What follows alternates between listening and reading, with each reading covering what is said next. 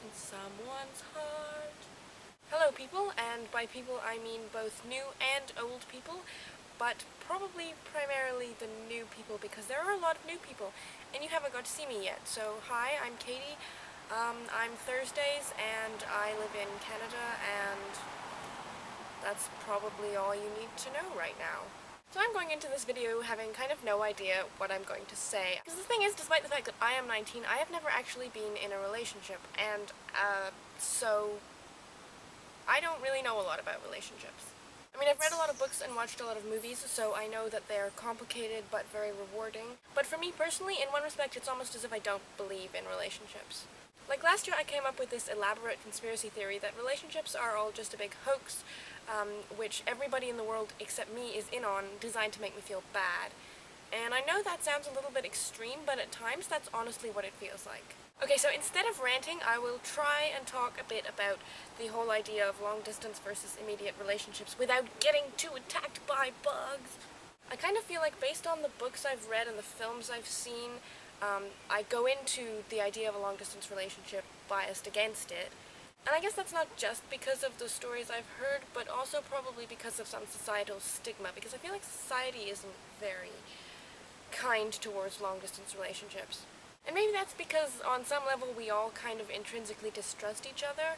And I don't know whether that's more true now than it used to be.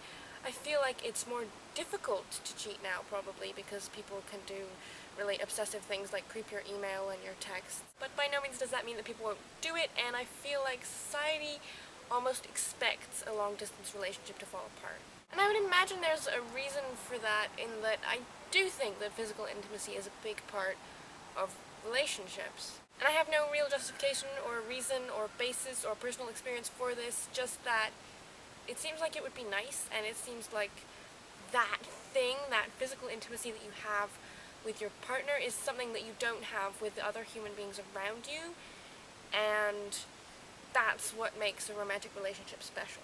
Because like Spencer and Jeff said, I feel like emotional closeness is something that you can have with a really close friend. Whereas, although for sure there are situations like friends with benefits, physical intimacy of that very, very close kind, and yes, this gesture means physical intimacy, is something that happens only in, close romantic relationships.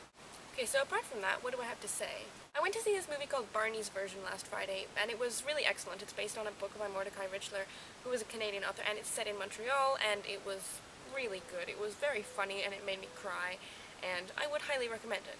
But the relevance of this is that it got me thinking that all relationships are doomed to end, so what's the point? And I guess this is one of those things that I say to myself to try and justify not ever having been in a relationship, and it's like, oh, I'm better off because I've never had it end. And I know that's one of those stupid things to say, and I know I'm probably wrong. But it's true. I mean, I'm sure you've all heard the saying that all relationships end in either separation or death. And because of the way time works, then there's not really much we can do about that. And we all know this, and yet we go into relationships anyway because we're human.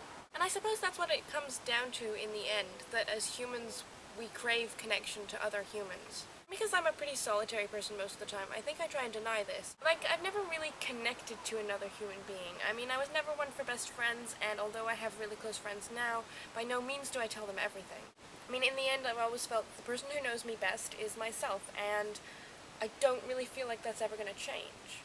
It's not that I'm not an open person. I don't have a problem talking to people, and I enjoy sharing my feelings and getting other people's opinions. I guess it's just that I really don't believe that someone could understand me as well as I understand myself. And I don't know if I'm wrong, and I probably won't know if I'm wrong until I actually connect with another person. But either way, I guess what the whole topic comes down to for me is it possible to connect with another person, regardless of whether that is a long distance or an immediate relationship? Because though some people argue that we're all interconnected and humans are part of the same consciousness and stuff, for me, what I've always felt is that we're always alone. Because like Tanya Davis says in How to Be Alone, in the end, no one's in your head. And okay, so maybe that's all a little bit cynical and depressing, and you probably don't agree with me, but I'm just speaking from my own experience, and I know that 19 years is not a particularly long time to live, but it's all I've known so far, and I will change my opinion when I have cause to change it. And so although when I go back inside I'm going to go on Skype and talk to my friends and feel like I'm a part of something, Right now, I'm sitting here alone, and I'm looking at the sky and the trees and the leaves, and I'm perfectly happy with that. Okay, maybe not perfectly happy, but very content. Because I'm the person who experiences the world for me. And although it's lovely to share things with other people, often I feel like I pay a lot more attention when I'm sharing them with myself. Which isn't to say, that I would be opposed to any kind of relationship ever. I just feel like right now I'm not in a relationship and I don't see one anytime soon, and I guess I better just make the most of where I am. And so I realize that this is probably not what you were thinking about when you were expecting a response from Katie, but this is how Katie feels about relationships. And yes, Katie likes talking about herself in the third person. And now I have to go eat dinner, so I would like to say one more huge, enormous, loving thank you to Kate Matthews, because Kate, you know that you're amazing. And I'll see Spencer, hopefully with some dinosaurs, tomorrow.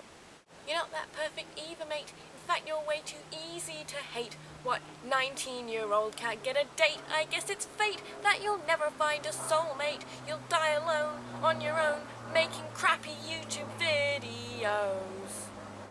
Yeah, I feel like that sometimes.